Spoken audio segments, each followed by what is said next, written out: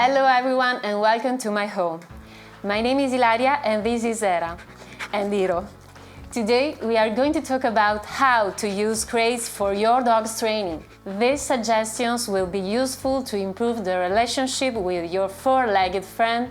You will learn to train him, to make him feel good and to get used to new environments. The crate may seem like a cage, but if you look at it with your dog's eyes, you'll see a den-like space, a protected zone where he can rest and isolate himself when looking for some private moments. It is his own place. It's not a tool of punishment.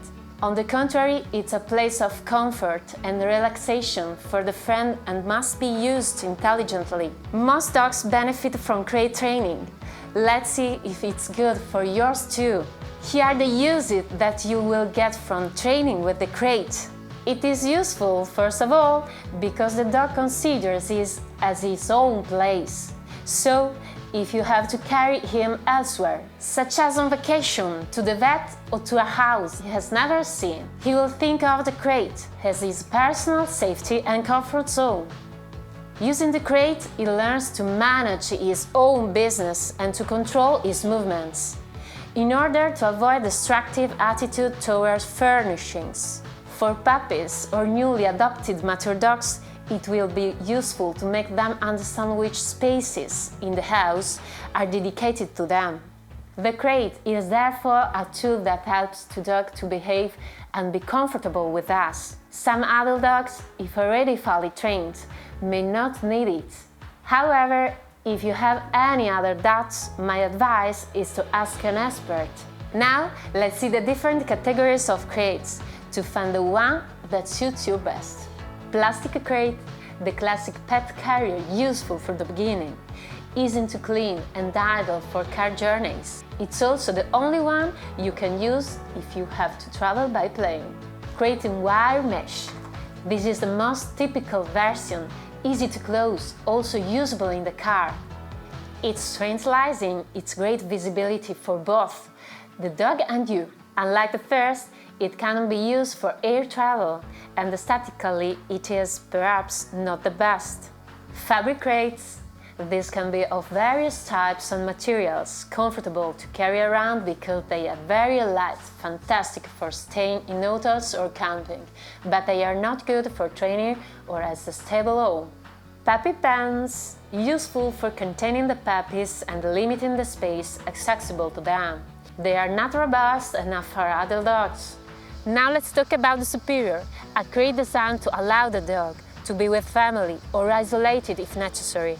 It's suitable for dogs of all sizes and has a removable roof, so you can get as close as you need to your dog.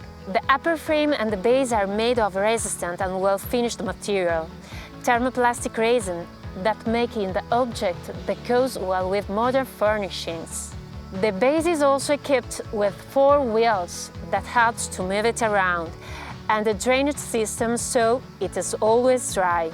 Another great advantage is that it folds down small, making it very easy to carry around or store.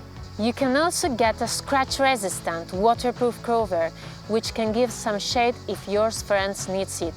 The important thing if you have a puppy is to choose the size based on the size it will reach once he's an adult. The included divider means the internal space can be reduced while the dog is small and expanded as it grows. A small space helps with toilet training because the dog must leave his crate to go to the bathroom. To finish, here are some tips for crate training. First tip, do not rush. It's important to bear in mind that crate training takes time and cannot be a tool left to itself or used for excessively long periods of time. It must be controlled in an intelligent, balanced way so that the dog is neither isolated nor too active and stressed by us. Don't overstimulate your dog and teach him to take the right action at the right time. We don't want the wrong actions in the wrong place or time. Always keep in mind, we want the crate to be a safe and relaxing space. Insert some cushions inside the superior or some games so he doesn't get bored. It's important that you not put food inside except for water if you have to transport him or keep him closed inside for several hours. If you see the dog worried, it's important not to force him to enter. At first, keep the door fixed open so you don't frighten him.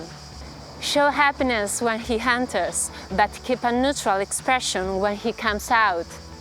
It may help to use a cover in order to give shade if the dog likes it. One last tip: be consistent and be patient during crate training. To learn more about this topic, you can follow many online videos or go to an expert trainer for advice and targeted procedures. With this short class, I hope to have helped you think about the benefits of crate training. See you next time!